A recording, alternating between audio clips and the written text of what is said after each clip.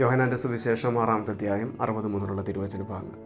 ഇത് കേട്ട് അവൻ്റെ ശിഷ്യന്മാരിൽ പലരും പറഞ്ഞു, ഈ വചനം കഠിനമാണ്, ഇത് ശ്രവിക്കാൻ ആർക്ക് കഴിയും? എന്തായിരുന്നു കഠിനമായ വചനം?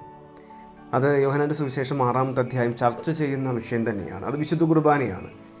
ഈശോ പറയുകയാണ്, എൻ്റെ ശരീരം ഭക്ഷിക്കുകയും എൻ്റെ രക്തം പാനം ചെയ്യുകയും ചെയ്യുന്നവൻ എന്നിലും ഞാൻ അവനിലും വസിക്കുന്നു. ഇത് കേട്ടിട്ടാണ് ആളുകൾക്ക് അസ്വസ്ഥത ജനിച്ചത്. അപ്പോൾ അവർ പരസ്പരം പിറുപിറുത്തു.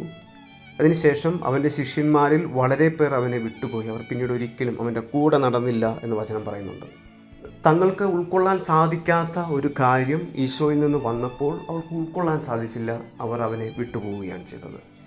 ഈ കാലഘട്ടം നമുക്കറിയാം, ഡിജിറ്റൽ മീഡിയ കാലഘട്ടമാണ്. ഡിജിറ്റൽ മീഡിയ, സോഷ്യൽ മീഡിയ പ്ലാറ്റ്ഫോമുകളിൽ ഫോളോവേഴ്സ് എന്ന് പറയുന്ന ഒരു പറ്റം ജനങ്ങളുണ്ട്. പരസ്പരം അവരെ ഫോളോ ചെയ്യുന്ന ആളുകൾ ഇഷ്ടമായിട്ടുള്ള കാര്യങ്ങൾ പറയുകയും തങ്ങൾക്ക് സ്വീകാര്യമായ കാര്യങ്ങൾ തങ്ങളുടെ തരത്തിലുള്ള ഒരേ തരത്തിലുള്ള ചിന്താഗതികളിലൂടെ മുന്നോട്ട് പോവുകയും ഒക്കെ ചെയ്യുന്ന വ്യക്തികൾ ഒരുമിച്ച് കൂടുന്നതാണ് ഫോളോവേഴ്സ്. ഈശോയുടെ പിന്നാലെ വന്നതും ഈ ഫോളോവേഴ്സാണ്. പക്ഷേ ഈശോയെ വിട്ട് അവർ പോവുകയാണ്. ഈ ഫോളോവേഴ്സ് വിട്ടുപോകുന്ന കാലഘട്ടവും സുരക്ഷിതമാണ്. നമുക്കറിയാമല്ലോ, എത്രയോ ആളുകൾ വലിയ വലിയ രാഷ്ട്രീയ പാർട്ടികളെയും അല്ലെങ്കിൽ വ്യക്തികളെയും ഒക്കെ അവരിൽ നിന്നും അൺഫോളോ ചെയ്തു പോകുന്ന ഒരു കാലഘട്ടം കൂടിയാണ്. പുതിയ പുതിയ ആശയങ്ങളിലേക്ക് അവർ ഫോളോ ചെയ്യപ്പെടുകയും ചെയ്യുന്നു.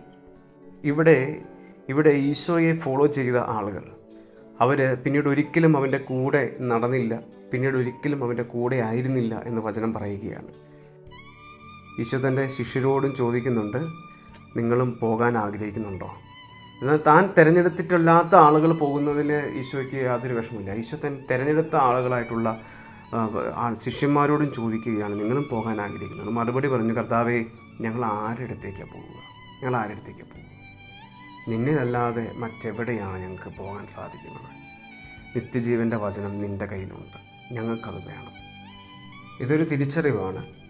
വിശുദ്ധ കുർബാനയെ അറിയുകയും മനസ്സിലാക്കുകയും ഒക്കെ ചെയ്യുമ്പോൾ മാനുഷികമായിട്ട് ഹൃദയങ്ങളിൽ ഉണ്ടാകേണ്ട ഒരു വികാരമാണത്.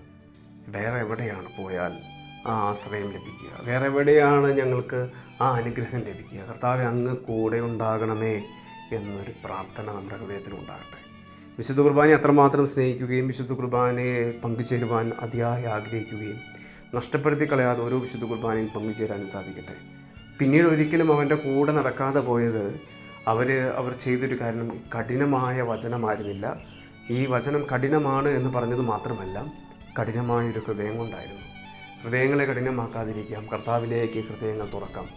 അതിന് ഈശോ പറയുന്ന ഒരു കാര്യമുണ്ട്. യോഹന്നാൻ്റെ സുവിശേഷം 6-ാമത്തെ അധ്യായം 65-ാമത്തെ തിരുവചനം, ഇതുകൊണ്ടാണ് പിതാവിൽ നിന്ന് വരം ലഭിച്ചാലല്ലാതെ എൻ്റെ അടുക്കിലേക്ക് വരാൻ ആർക്കും സാധിക്കുകയില്ല എന്ന് ഞാൻ നിങ്ങളോട് പറഞ്ഞത്. പിതാവിൽ നിന്ന് വരം ലഭിച്ചാലല്ലാതെ ആർക്കും എൻ്റെ അടുക്കിലേക്ക് വരാൻ സാധിക്കുകയില്ല. അപ്പോൾ കർത്താവിൻ്റെ അടുക്കിലേക്ക് വരാനായിട്ട് ഒരു കൃപ വേണം. ആ കൃപ നമുക്കുണ്ടാകട്ടെ.